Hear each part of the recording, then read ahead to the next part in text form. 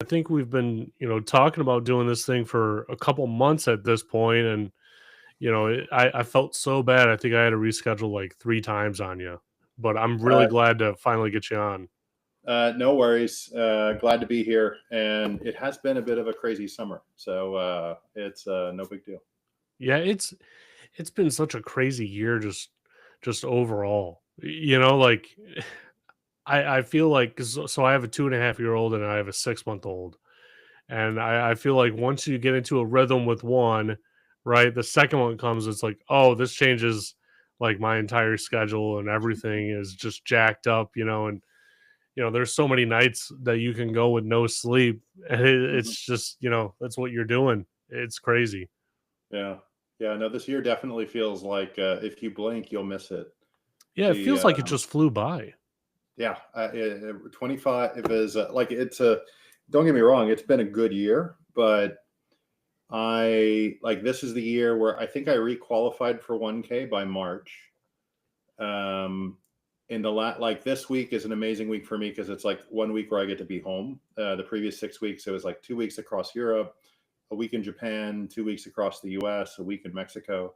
Hmm. Um, and I've only ever gotten like a week or two off between these 6 week tours. So like, yeah, this year is like the scale testing year. Wow, that's fascinating. So like what are you doing, on these tours? Are you giving talks, or what does that look like? It's a little bit of everything, but we started. So our business started to evolve over the last 12 to 18 months, where we started getting a lot more inbound from large organizations, specifically critical infrastructure, ministries of defense, departments of defense, governments. And the gist of it was it really it's actually pretty simple, right? It boils down to, at the end of the day, most security incidents are identity problems. And for all sorts of reasons we get into later, like identity truly is the future of security, like solving things properly, not just like putting the fires out quickly, but like preventing forest fires. And so yeah, the business has changed a bit, and it's a combination of talks and like prospect and customer visits. But in Europe, it's a combination of kind of cybercrime as well as kind of more active, call it gray warfare, right? So like with the Russian war in Ukraine, there is a lot going on in Europe around kind of sabotage operations, cyber operations that kind of blend into the physical. And so we're seeing a lot of critical infrastructure get serious about kind of plugging their holes. And it's very kind of state actor driven.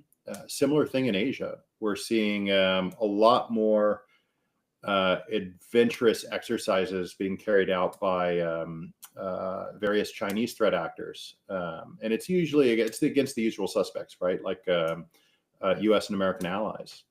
And so as a byproduct, we're seeing, again, critical infrastructure, everything from like energy production to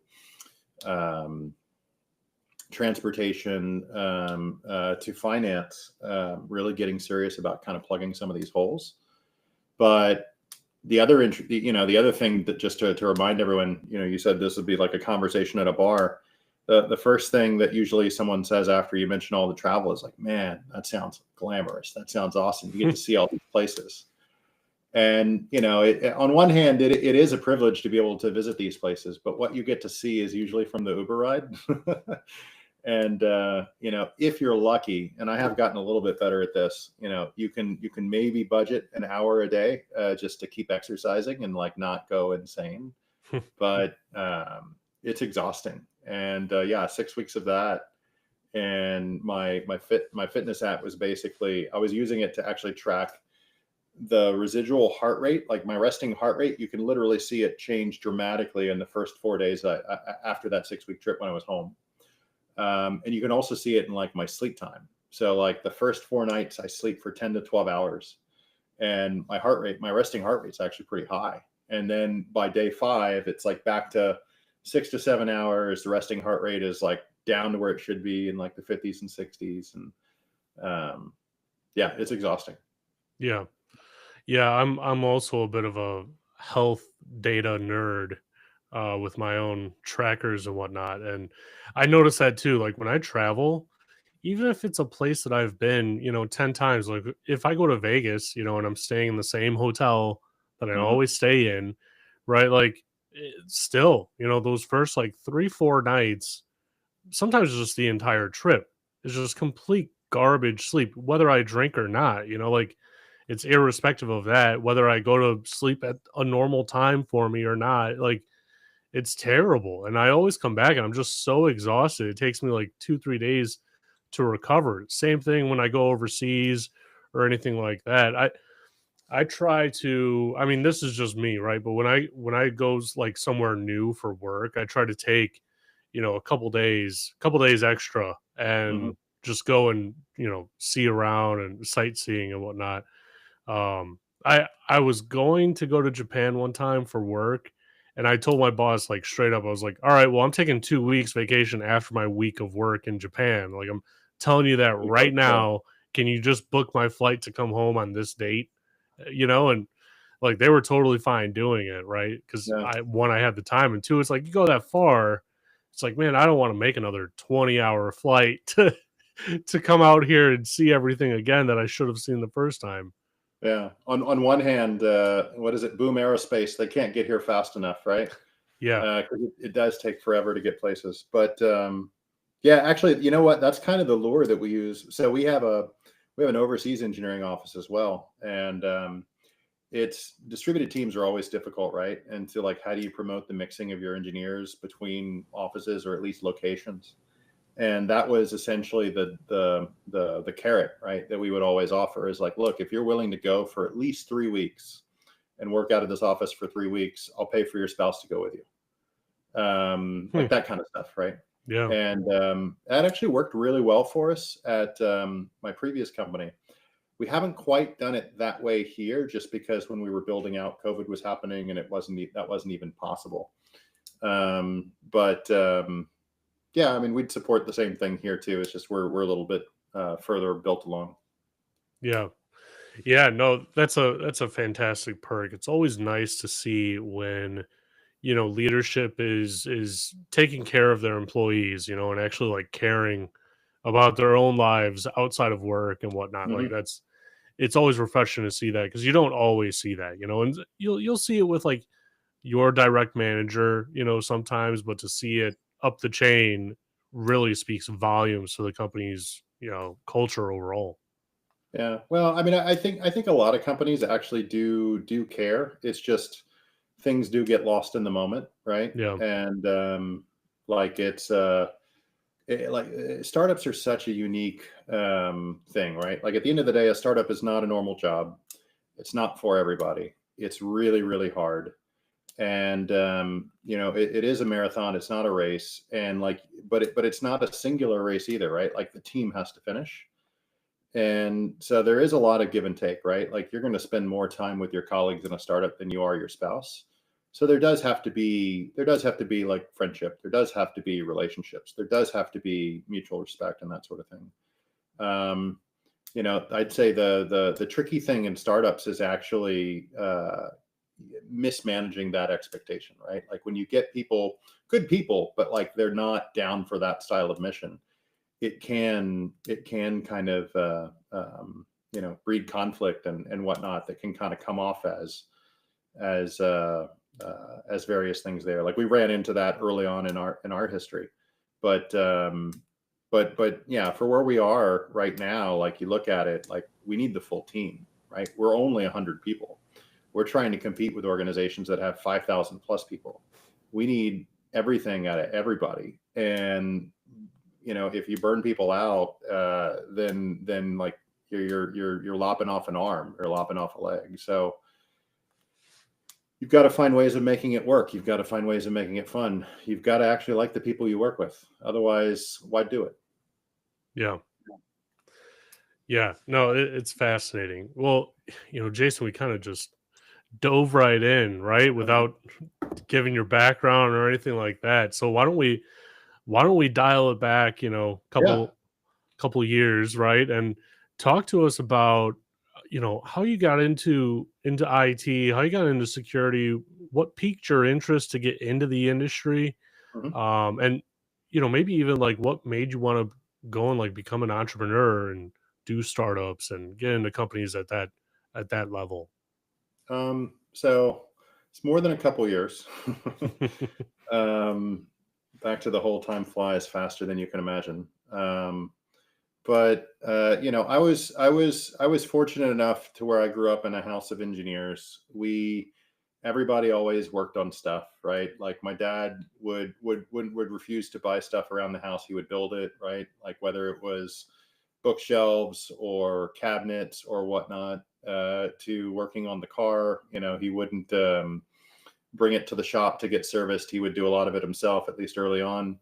And I guess by osmosis or adjacency, like even though I ruined my toys, I tended to like, a lot of kids did this, right? You took your toys apart, try and figure out how it worked, and you're like, you're pulling capacitors and resistors and inductors off a circuit board, thinking you're a Doogie Howser doing surgery, and the reality is you're just breaking your toy. But I don't know. For as long as I can remember, I've always been interested in tinkering and engineering, right? And like taking apart electronics and building Legos was the thing. And when I got into junior high and high school, I was able and fortunate to actually get into these like robotics competitions where you got to build a thing that really did move and go and do stuff. And I had learned how to write software mostly as a hack to go through my math homework faster. But then I started realizing that like, hey, this is more than just for hacking out your math software or your math homework. You could actually get your software to run on this processor and control this robot and make it do X and Y instead of like the baby circuits, right? Where you have like a photoresistor, and as the light shines stronger, it gets more current, which means it steers a little bit more to the right than to the left, that kind of stuff. So, I would say tinkering and building stuff was a kind of an early childhood thing. Um, Going from there to IT was pretty natural, right? Like you build and tinker with stuff, you play games, you wonder how it works. You this was we had the internet, but it was cooler to actually get your modem to call your friend's modem, establish a PPP link between your two computers, and then you could really dogfight with the combat simulator, right? So like that kind of stuff is pretty much what I was doing in my teenage years. And the entrepreneurial bit was more of necessity, right? Like you get to college, um, you think you're rich because you've saved all the money you've earned in your high school job.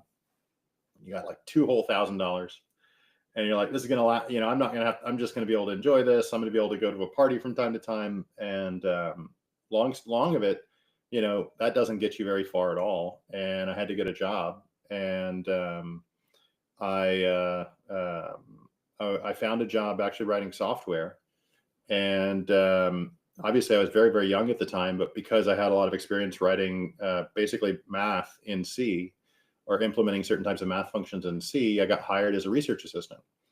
It's for like a geoscience sort of company.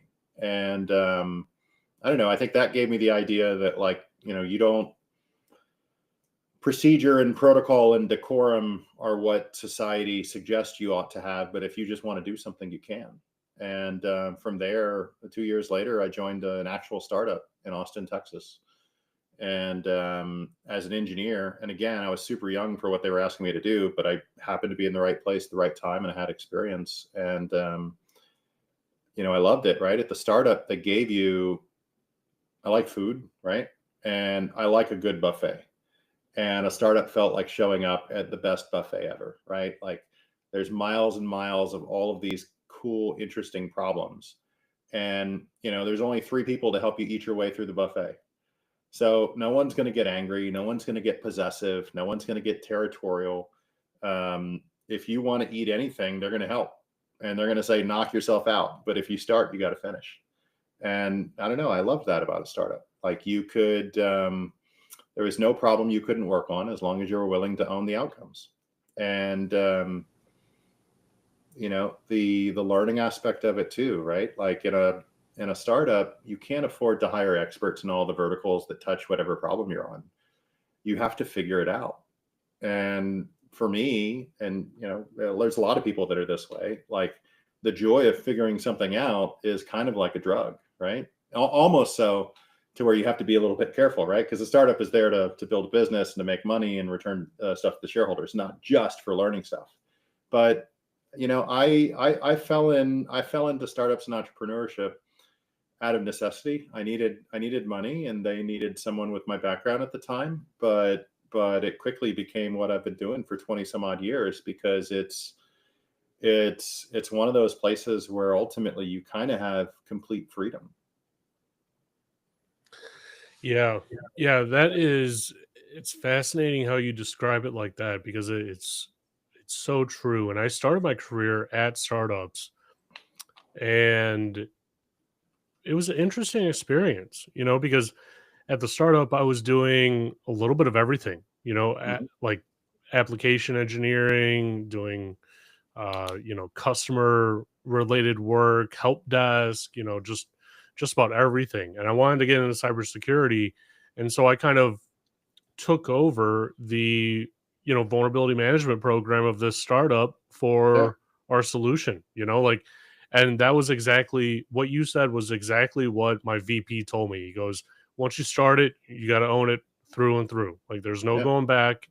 And, me not knowing what that is, young 20 something year old kid, right? I got into it and luckily I enjoyed it. Hmm. Um, but that was the mentality. And then from there I went to like really large companies, and it's a totally different Oh yeah. mentality. I mean, there's people there for 30 years and they're there for a reason for 30 years. You can literally just fly under the radar, do the bare minimum, get your paycheck, and not really learn anything new, right? Like it's possible in those environments. And Oh yeah. for me, that's like the complete opposite of who I am. Like I didn't start this podcast out of comfortability of talking to people, right? I Oh kind of yeah. started it because it's kind of pushed me outside of my box every time I do it, and it makes me better. It makes me different, right? In startups, now I'm now I'm finally back at a startup, and Yeah. I basically own my entire vertical, and the CEO is just like, however you want to run your side of the business is how you want to run it. If it succeeds, it's on you. If it fails, it's on you. Like it's up to you to make this thing work. We believe in you, and it's all about leveraging, other team members and their skills and getting their feedback and what worked, what didn't work, and implementing it into my side of the house. Right? It's a totally different feel, and I always go back, you don't always have to be the number one guy, the CEO of a company, the founder of a company to be, you know, successful financially, right? Like you look at like Steve Ballmer or the CEO of Microsoft, right? I mean, they were what? The number 5 guy in the hierarchy for years. I mean, Oh yeah. Steve was a janitor for a while in the beginning. Like he did everything, he discusses it very openly. Um, so it just shows you, you can still come out all right and be, the 10th or the 15th guy in line to the CEO when you believe in a mission and see it through.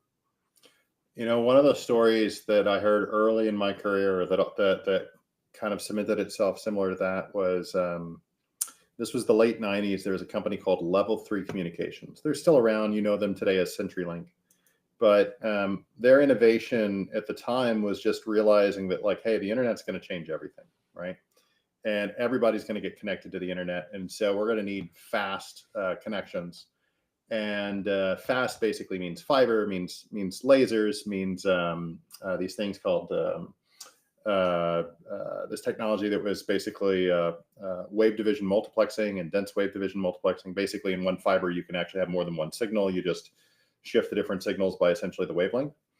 And what Level 3 realized was, hey, this technology is going to evolve pretty much every 2 years. But it would be a mechanical engineering nightmare to try and trench new stuff every 2 years across the continental US. And so they came up with this system that is kind of like the revolver magazine, the magazine of a revolver. And so they laid this conduit across the U.S. And they came up with a couple interesting things, right? One was this train car that basically had this big arm that would lay the conduit on the side of the rails. So that's kind of how they did it in a mechanical, fast way. But the second part that I found more ingenious was the conduit had this revolver magazine-like structure, right? Like imagine like 5 or 6 hollow tubes. And what they could do is they had these flanges that they would mount to fiber, and they would be able to just blow with air pressure the new whatever the new fiber technology is down the latest chute. And so like 2 chutes were always active, 2 chutes were being decommissioned, and 2 chutes were always being developed. And they didn't have to retrench, they didn't have to rerun rail. It was literally just like they figured out that 90% of their architecture could be fixed and 10% could be modular. So like that was one of the things that stuck with me. But the thing that was related to your story was the receptionist made like almost $2 million at the IPO of that company. And I thought, if the receptionist can become successful, everyone at the company can be successful. And they were like, I don't know, 500-800 people at this point. It wasn't even like a 10-person job. So yeah, if not all startups get these sorts of outcomes, but if you do it right, it can work for everybody. Yeah. Yeah, it's a really good point. So, what's the problem that Beyond Identity is solving? Hmm. What was the problem in the marketplace that you guys identified, uh, as an issue? Because I've worked with identity, I've worked in IAM. That's kind of where I cut my teeth Hmm. for security, and it's very easy for it to become a mess. Hmm. And a lot of the times, it's a mess, regardless. Yeah. So we looked at it and a couple different ways. But so my previous company, or my previous role, I was a CTO of a company called Security Scorecard. And we had a ton of data and research through collaborations with our partners on breached companies. And we had all the data analysis of what correlates, so not cause, but what correlates generally, right? What data signals and behavioral signals correlate to breach. And what was striking was 3 or 4 signals were incredibly strong in their correlation. And then everything else was kind of close to 0, right? And those signals were all about the identity system. How are passwords managed? Is the endpoint, how are passwords managed? Is 2FA present? And then the third one, which I'll argue is related, but may seem a little bit different, is do they have an endpoint patching program in place? Endpoint hardening and patching. And we looked at so that's kind of an interesting thing, right? Like I take a step back and then I just think about it, right? No matter the organization, no matter if you're an employee or a contractor or even a customer, and no matter if you're working on a managed device or an unmanaged device, you're going to cross the identity bridge to get to any service or data. So number one, identity is like the structural high ground. It sees everything by definition, right? So that's kind of one observation. Number two, it's the strong mishandling of it is the strongest corollary to breach. And since we got started, this has been proven out as well by like Mandiant and CrowdStrike and Verizon, where they track security incidents. 80+% of all security incidents are identity failures, right? So this is kind of like the topical observation. But like, what about if that's 50,000 foot? Like, what's going on a little deeper? Well, a little bit deeper. It's not hard to reason about that. Identity historically is not a security function. It's a productivity function. It's IT. If I run identity, I'm judged by getting you to work fast. Not necessarily judged for security outcomes. We hired some security folks for that, right? Like blame them. And so the incentives aren't necessarily there, I would argue, for identity companies to be security companies historically. But then when we get into the technicalities of it, right, that's where things become really, really interesting. The most common technique that an adversary will use to compromise an identity system is a variation of credential theft.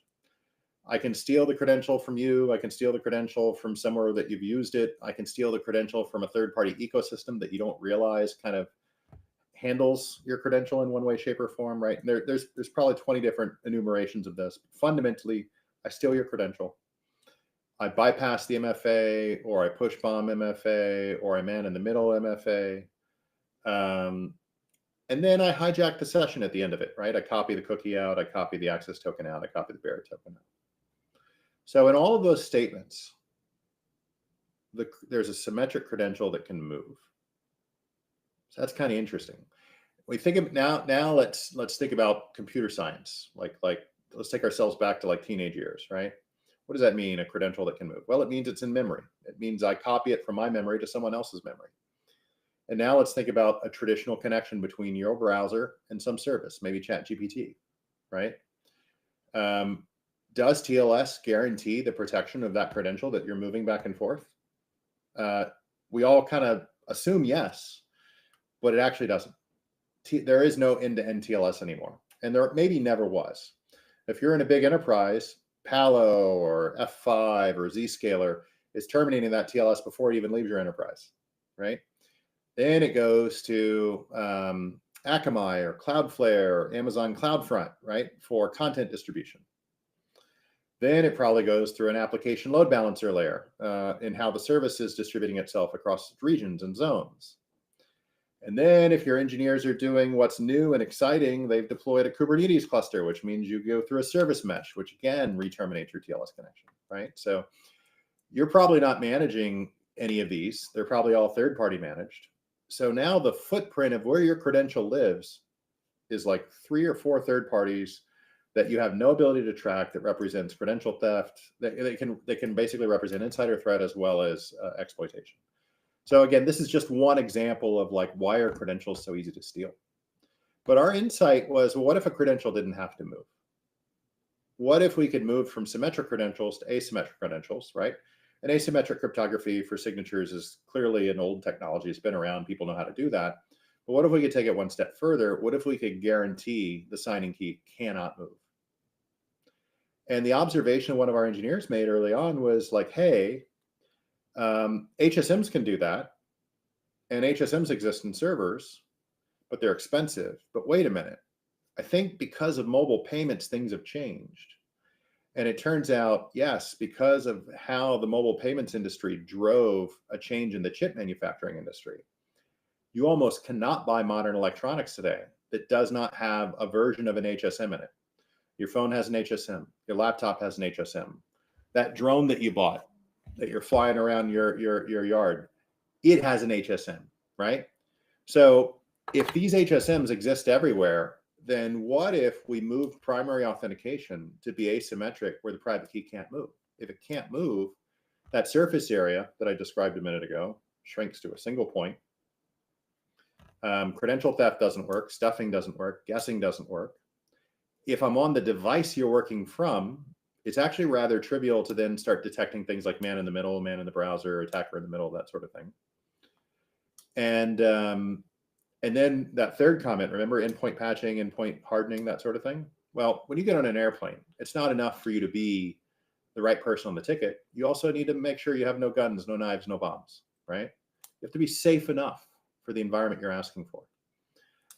Again, if we're managing the credential on the device you're actually working from, then it's rather trivial for us as part of authentication to also comment on the safety of this device relative to the service it's asking for. We can basically check the posture and say, hey, this device is hardened. This device does have the security controls you would expect relative to what it's asking for. That can be attested and kind of sealed over. And that is kind of the essence of what we do, the foundations. We plug into your existing identity stack. We don't displace it. And we transform how authentication works in your organization to where there is no movement of credentials. So there is nothing to steal. And you cannot man in the middle of the connection because we can detect it. And every authentication, whether it's the initial access attempt or reauthorization for continuous auth, always checks the full posture of the device.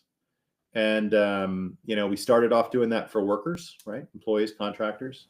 the typical movement early for us was a customer would have a contractor audience, contract software developers, contract marketing, contract PR, executives with exemptions for personal devices. But they had to maintain compliance. They had to be able to show that even though these folks were working on their data, that it was still secure, the controls they expect were still present. And so we could do that simply.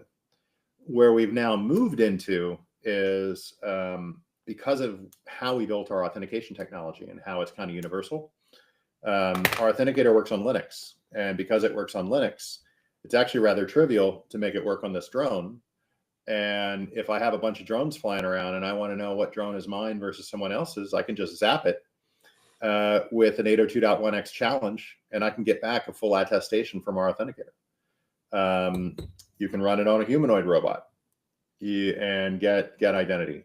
You can actually run it on a server-based agent and start solving some of the agent identity problems that are coming up. So it really foundationally, it's about attacking the primary security vulnerability, which is identity, which is credentials that move, and lack of understanding of the device the credentials are bound to. But I probably talked for too long. No, it's fascinating that, like, my PhD is actually, like, I'm researching essentially the exact same thing with encryption keys Yeah. on satellites. Okay. Cool. Right, Yeah. like there was a huge there's a big issue, right, where there's just no real way to secure satellites for the future. Mm-hmm. Right, as soon as they leave the ground, you have, a 10 to 15-minute window to connect with it, patch it, test it, make sure that it's still working, and then it, rotates around. And yeah, you can switch ground stations and whatnot, but it becomes very tedious and Mm-hmm. it's difficult. It's really hard. And a lot of the satellite people that I was talking to, they said, "Oh yeah, what you're trying to do probably isn't going to work. It's going to be too delayed and whatnot." And I mean, my theory was, well, can't we just throw it in an HSM, put the keys there, authenticate the keys on an interval, when we need to communicate Yeah. throughout the network, and then call that zero trust? Like, doesn't that meet the requirements for zero trust? And if it meets those requirements, can it use, post quantum encryption to Mm-hmm. communicate off of? And all, like, now everyone that I'm talking to, the people that are like actually in the post quantum encryption world, and the satellites and everything else, they're saying like, oh yeah, that's totally doable. That's like Mm-hmm. totally possible. It's fascinating because, like, for 2 years, for 2 years, I was literally thinking, man, is this thing even going to work? And Mm-hmm. like, but it's fascinating to hear you explain it, because that's literally what I'm going to be doing with encryption keys, just utilizing the HSM module that's already on there. Yeah. So funny thing there. So if you've got a TPM, the TPM's is basically the gold standard. Yep. The downside with the TPM, and I'm going to forget the precise numbers, but it's very limited in bit rate. So I think the max bit rate you're going to push through a TPM is, I remember it was like 8 meg or like 40 meg or something like that, but it's pretty low. With that said, it's fast enough for you to use it to then generate short ephemeral session keys. And then, like, every now and then do like the stronger attestation. So like there's a lot of things you can do with the TPM, but then, like, Trust Zone gives you a lot. You're probably working on ARM, right? In that Hmm. environment, like ARM based Linux. Um, I may know a little bit about this because of some of our newest customers. Yeah, no, that's fascinating. It's interesting. eh, I want to get your opinion on it, right? Because I remember in the first startup that I was a part of, I ran Mm-hmm. the DoD, the federal contracts that we had, and I was talking to my sales guy at the time, and I asked him, I was like, "Well, how did we even like get into doing government contracts and whatnot?" And he literally said it took 4 years to get the first one, and once you got the first one, like, we got like 12 others in the same year, right? Yeah. Because it's all about like the circle of trust. If you get into the circle of trust, everyone goes to you for that same thing. But if you Yep. can't get into one place, basically no one trusts you. Yeah, it very much is all or nothing. And you know, it works like that with mission partners too, right? So like when you go over and you want to talk to MOD over in the UK or whatnot, usually the first question they ask is, who in the US DoD are you already working with, right? So it's but like let's zoom out, right? Like at the end of the day, no one has truly enough time to do all of the diligence that you would truly need to do to know everything on your own, right? So like reputation via peers that you trust it is how the world works, and it is a major influence point in decision making. I know I do that in some of the decisions that I make, right? If I don't really have time to think through everything, which is very often, it's like, well, who do I know that I actually trust for that area? So it makes sense. Yeah. Yeah, no, it's a great way to do it too. And that's why I always tell people to like really build up their network, like don't take it for granted, actually engage with people and whatnot Hmm. and build it up, right? Because you never know when an interesting opportunity is going to come along, and you need to reach out to someone and say like, "Hey, is this a real thing? Does it work like this?" All that sort of stuff. Kind of have a candid conversation with someone. I've had that so many times. Even with the podcast, right? And Yeah. I have a I had like one of my first sponsors, they reached out to me. They were asking for some forums, and I reached out to like my business slash podcast mentor, and I was like, "Hey, what are they asking for?" He goes, "Hey, man, it means that like you're doing good. You need to provide them this." I just like couldn't figure it out. Um, it's fascinating how that works. The yeah, no, opportunity, a lot of opportunity is serendipitous. Yeah. um I I ended up doing my PhD because of serendipity, right? Like a right place, right time, met the right person. I ended up working for the General Keith Alexander through serendipity, right? Former director of the NSA. Huh. I actually ended up meeting Jim Clark through serendipity here at Beyond Identity. Um, it's, you need to be good at what you do, and hard work matters, but like luck does play a role. Yeah. That's fascinating.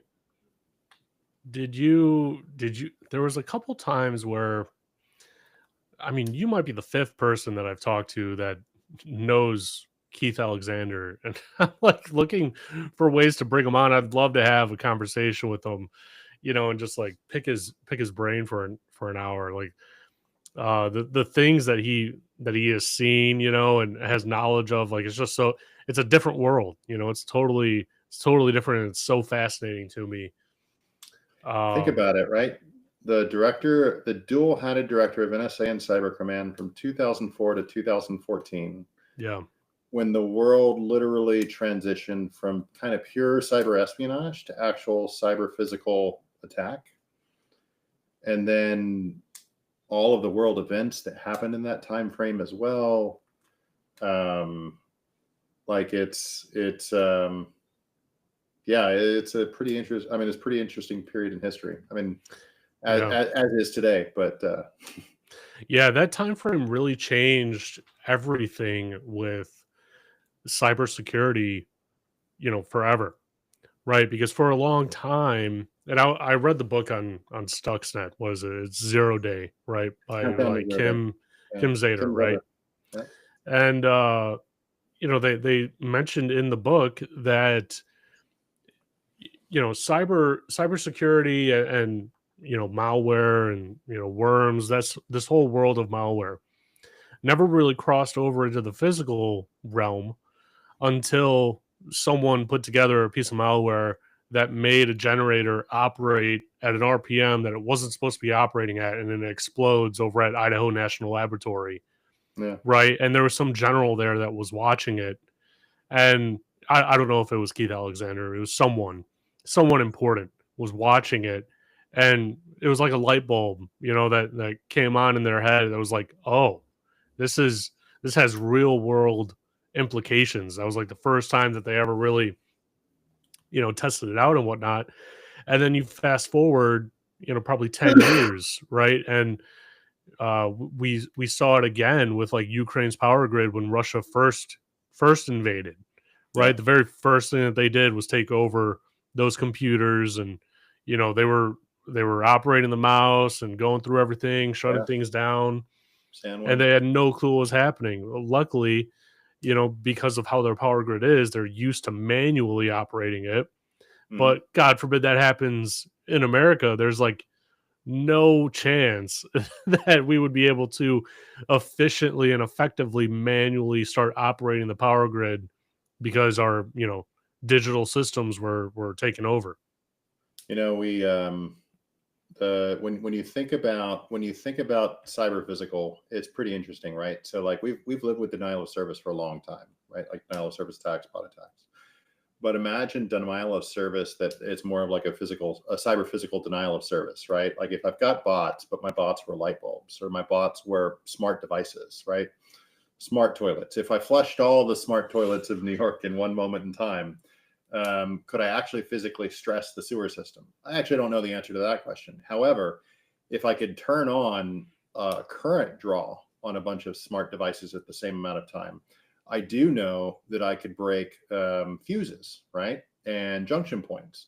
And then there's a question of how long does it take to replace those? What's the manufacturing pipeline even look like? So like they're I mean the good news is we are taking these sorts of things seriously now, right?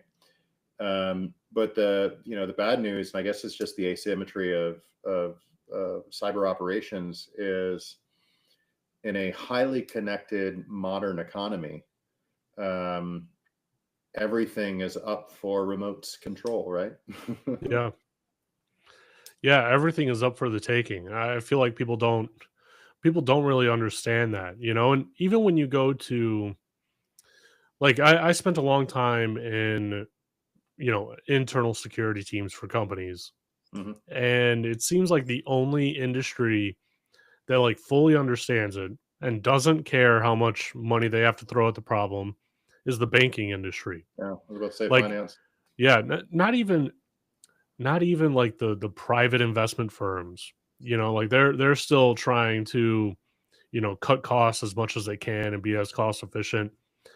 I was talking to some people at Bank of America because they were looking to bring me on maybe a year ago, and Hmm. I was asking what the budget was for cloud security, and they were like, "You don't ever have to worry about what the budget is."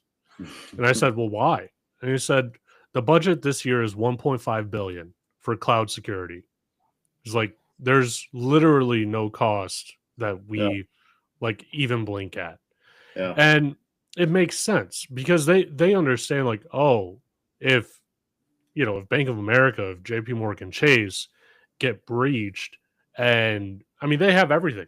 They have your mortgage, they have your social security number, they have your address, your phone numbers, they have your entire identity history, right? Hmm. Because how often do you change banks? I mean, I changed banks once 15 years ago, and I haven't even considered changing one time since then.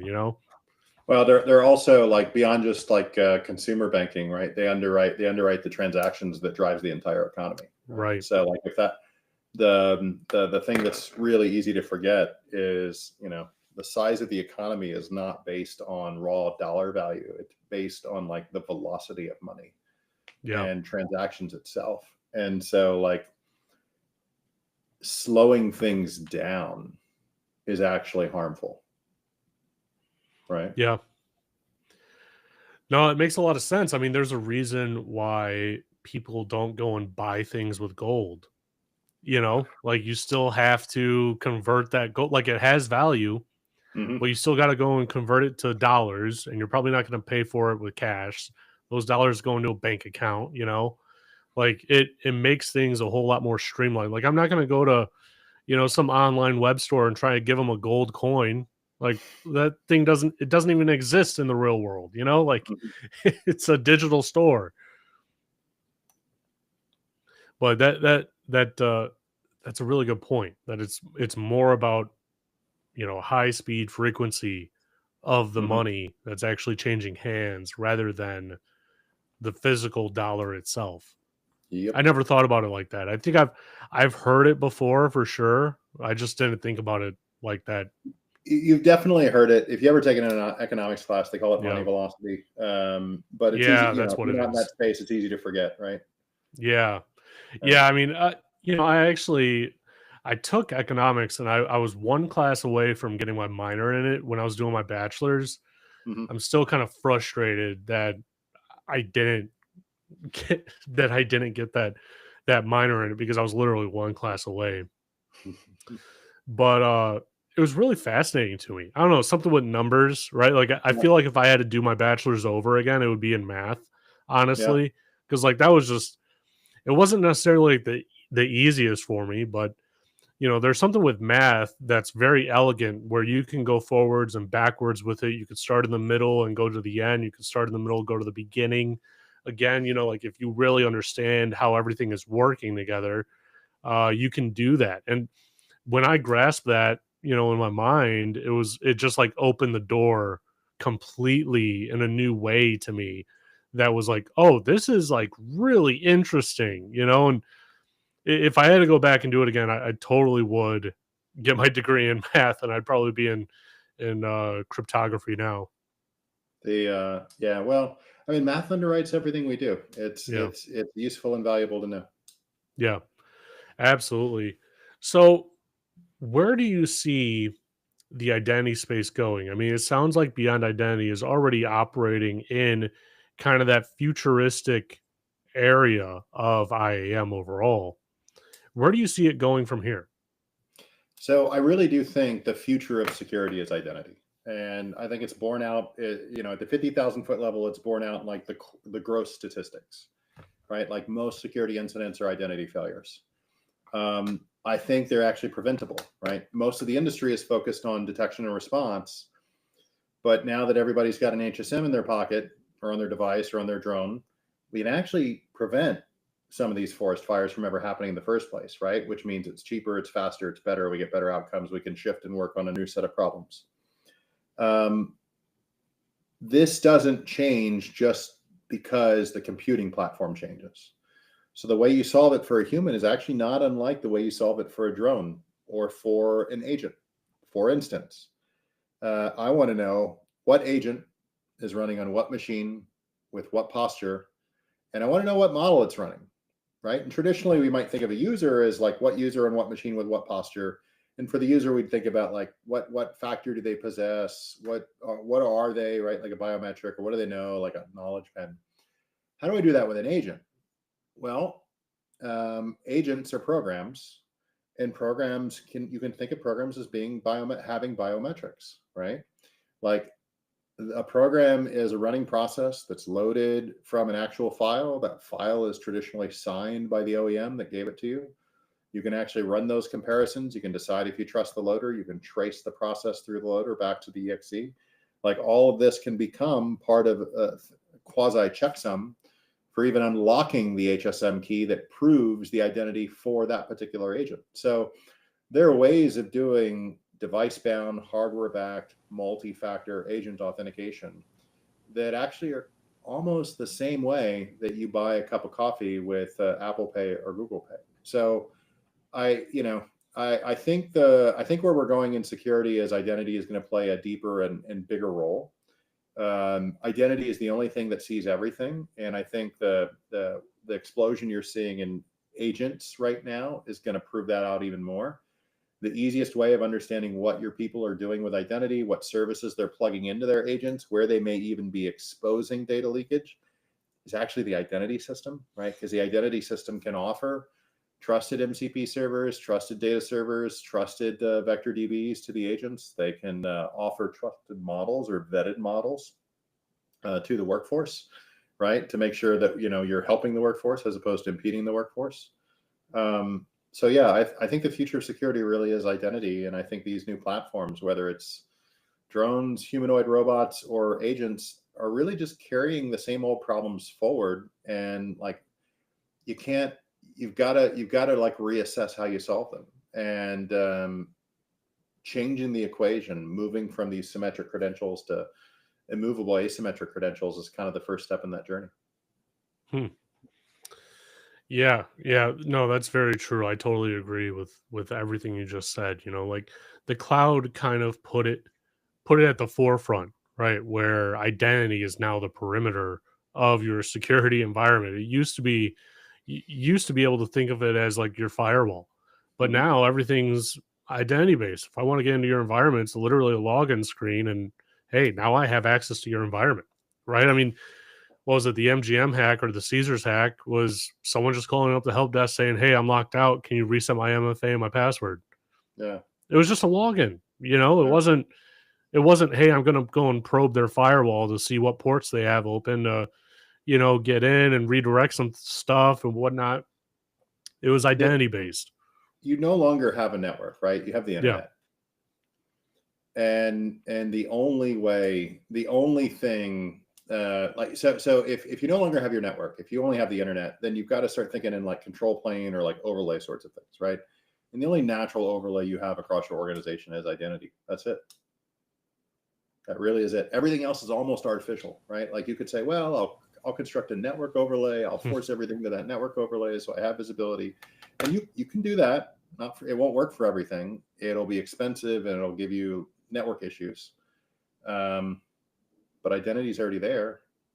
And if you're using an identity system that actually uses device bound credentials from the device they're working from, right? Not pull out a second device, but like from the device they're working from, you can also comment on the security of that device. You can comment on its control and data plane without actually having to carry the burden of its traffic.